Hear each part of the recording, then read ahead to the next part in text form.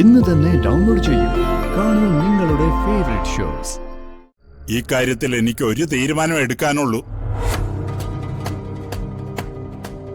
ഇവർ രണ്ടുപേരും ഈ കണിമംഗലത്ത് വേണ്ട.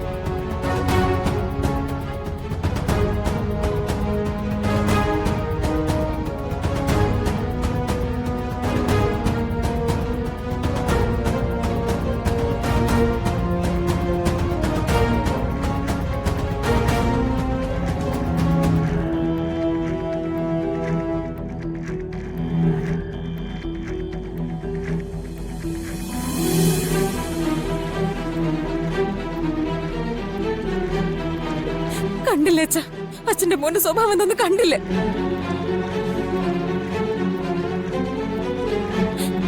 എന്റെ ജീവിതം ഇവര് രണ്ടുപേരും കൂടി പിച്ച് ചീന്തി കളയുന്ന.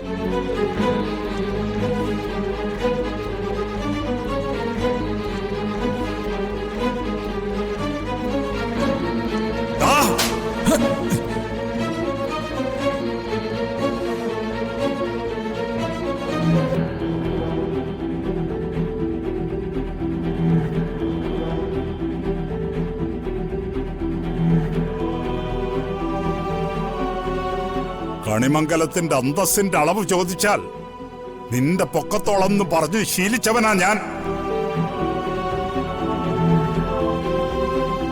എന്നെ നീ ചതിച്ചു കളഞ്ഞല്ലോടാ.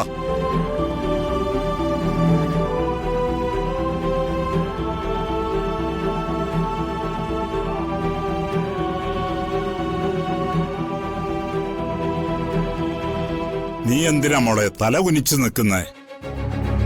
തല ഉയർത്തി നിൽക്കേണ്ടവളല്ലേ നീ?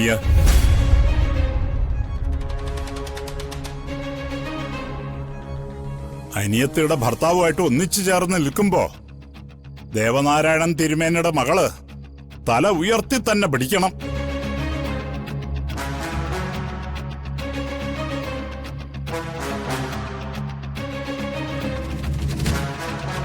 നിന്നെക്കുറിച്ച് എന്റെ പ്രതീക്ഷകൾ വാനോളമായിരുന്നു.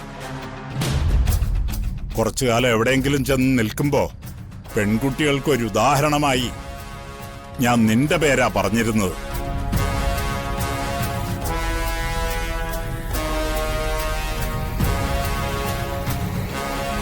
വീഴ്ച ഒരുപാട് ഉയരത്തിൽ നിന്നായി പോയല്ലോ മോളെ. ഏട്ടാ, ഇത് ഈ വീട്ടിൽ നടക്കാൻ തുടങ്ങിയിട്ട് കാലം കുറച്ചായി. ഒളിഞ്ഞും തെളിഞ്ഞും ഞങ്ങളിത് പറഞ്ഞുകൊണ്ടിരുന്നപ്പോ ദേ ഈ നിൽക്കുന്ന അമ്മയുണ്ടല്ലോ, അമ്മയാ ഇവർക്ക് കൂട്ട്. പിന്നെ ബഹളം വെക്കാതിരുന്നത് എന്താ? കണിമംഗലത്ത് ഇങ്ങനൊരു സംഭവം നടക്കുന്നു പറഞ്ഞാ പിന്നെ പുറത്തിറങ്ങി നടക്കാൻ പറ്റൂ? ഏട്ടന് ആളുകളുടെ മുഖത്ത് നോക്കാൻ പറ്റൂ? ഇതാ നിങ്ങൾ എസ്റ്റേറ്റിലേക്ക് പോകുമ്പോ ഇവനെ കൂട്ടിക്കൊണ്ടു പോവാൻ പറഞ്ഞത്. പിന്നെ ഇവനെയും കൂട്ടി നിങ്ങൾ തിരിച്ചു വരുന്നു എന്ന് പറഞ്ഞപ്പോ ഇവനെ കൂട്ടണ്ടെന്ന് പറഞ്ഞതും ഇതുകൊണ്ടാ.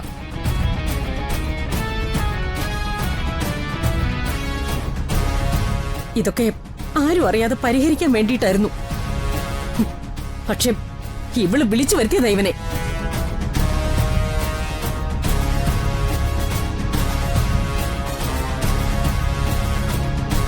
പത്മിനി, രണ്ടുപേരും ഒരു കുറ്റം ചെയ്തിട്ട് ഒരാൾക്ക് മാത്രമായിട്ട് കുറ്റപത്രം ചുരുക്കണ്ട.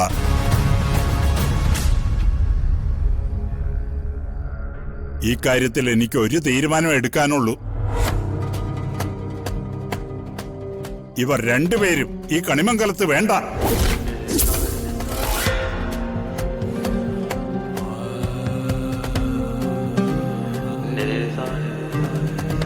വായിങ്ങോട്ട്.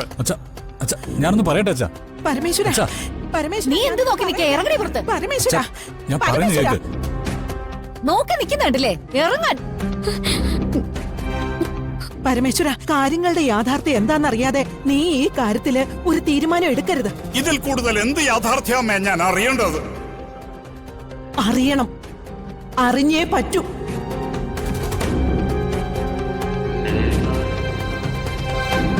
എസ്റ്റേറ്റിൽ നിന്ന് വന്നപ്പോ നിന്നോട് ഞാൻ പറഞ്ഞില്ലേ, വരുണിന്റെ നഷ്ടബോധത്തിന്റെ കാര്യം എന്താണെന്ന് ഞാൻ പറഞ്ഞു തരാമെന്ന്.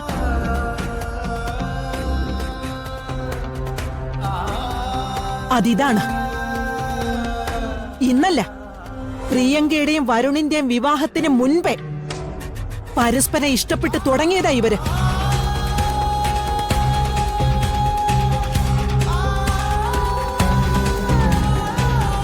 അമ്മേ, ഇക്കാര്യം നിനക്കറിയാം, ഈ നിൽക്കുന്ന ഉർവശിക്കറിയാം.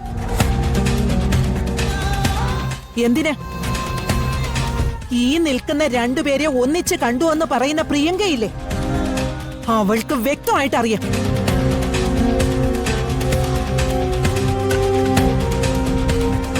വരുണും രാധികയും ഒരു മനസ്സോടെ ജീവിക്കുന്നുണ്ടെങ്കില് അതിന്റെ തെളിവ് ഇവന്റെ കയ്യിലുണ്ട്. കാണിച്ചു കൊടുക്കടാ അങ്ങോട്ട്.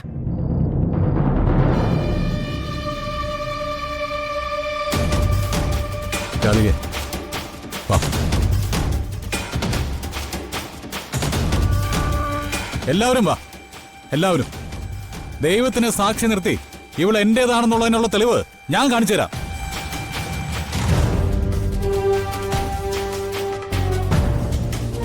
വരുൺ,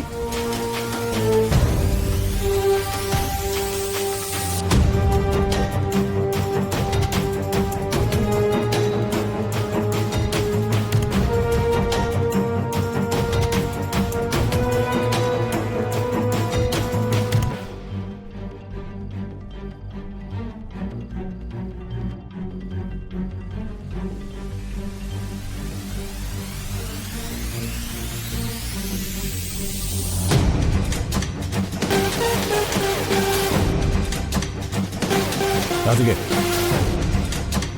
ഇനി ആരുടെയും മുമ്പിൽ തലകുനിച്ച് നിൽക്കാൻ ഞാൻ സമ്മതിക്കില്ല. നീ എന്റെ പെണ്ണ.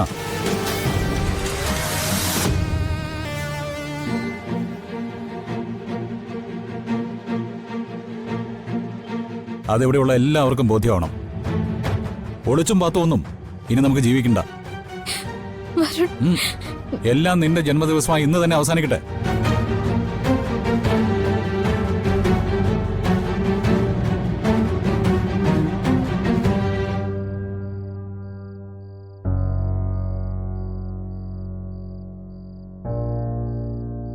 എന്റെ ജീവിതത്തിൽ എനിക്കൊരു തെറ്റ് പറ്റിപ്പോയിട്ടുണ്ട്. അത് എന്നെയും രാധികയും നിങ്ങൾ ഒന്നിച്ച് കണ്ടതല്ല. ദേവനാരായണൻ തിരുമേനിയുടെ മകളെ എനിക്കിഷ്ടമാണ്, അവിടെ പോയി വിവാഹം ഉറപ്പിക്കാൻ പറഞ്ഞതാ ഞാൻ ചെയ്ത തെറ്റ്. ഞാൻ കാണാൻ പറഞ്ഞതും വിവാഹം ഉറപ്പിക്കാൻ പറഞ്ഞതും ദേവനാരായണൻ തിരുമേനിയുടെ മൂത്ത മകളായ ഈ നിൽക്കുന്ന രാധികയെ.